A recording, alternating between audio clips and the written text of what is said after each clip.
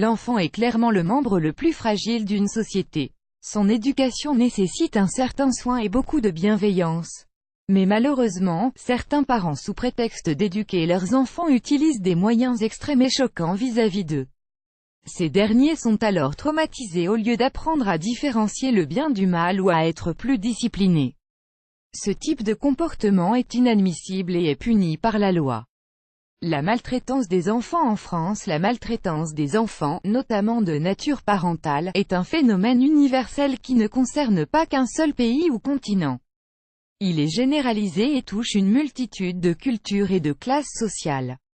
En France, au moins un Français sur 10 dit avoir déjà été victime de maltraitance étant enfant. Il existe heureusement des organismes tels que l'association « L'Enfant Bleu » qui vise à protéger l'enfance contre les violences psychologiques et physiques.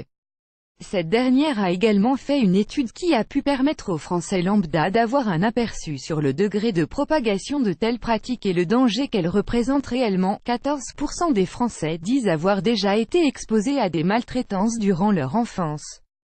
60% de ces victimes n'en ont discuté avec absolument personne. Ad choice et ES advertising read invented by TEADS. Ad choice et ES advertising read invented by TEADS. Sachant que 88% des Françaises interrogées pensent que la maltraitance des enfants n'est pas spécifique à un milieu social plus qu'un autre et qu'elle est généralisée.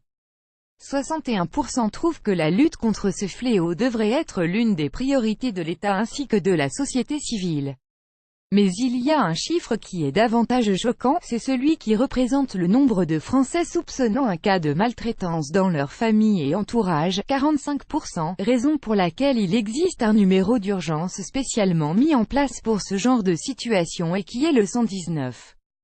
L'enfant ou la personne voulant l'aider peut aussi s'adresser au service voire à la police pour signaler le cas. Ces derniers tâcheront en premier lieu de mettre la victime à l'abri. Une scène d'une cruauté sans nom. Une mère chinoise a attaché les mains de son fils l'a traîné derrière un scooter dans les rues de Jiaotong, dans la province du Yunnan. Elle a affirmé qu'elle enseignait simplement à son fils une leçon. Un spectateur qui a été témoin de l'horrible incident a essayé de l'empêcher d'abuser de son fils, mais a été repoussé par la mère qui a dit qu'elle le faisait depuis des jours.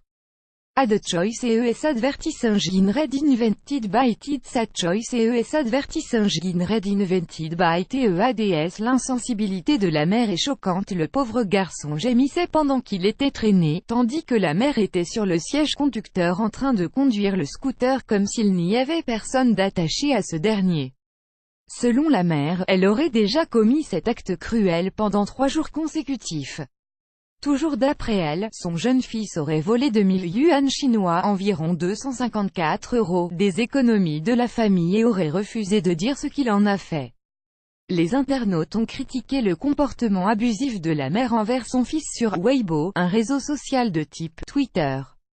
L'une des personnes ayant commenté la publication a dit « Je m'inquiète pour le petit garçon qui doit sans doute développer des problèmes psychologiques après une telle violence. Beaucoup d'enfants meurent entre les mains de leurs propres parents qui les maltraitent physiquement. » L'excuse la plus courante de ces parents et qui leur sert à se défendre est que c'était leur façon d'apprendre une leçon à leur enfant ou qu'il s'agit d'une forme de discipline. Ad choice et ES advertising read invented by TEADS. Ad choice et ES advertising read invented by TEADS. Voir un enfant souffrir de la sorte est sans doute inacceptable.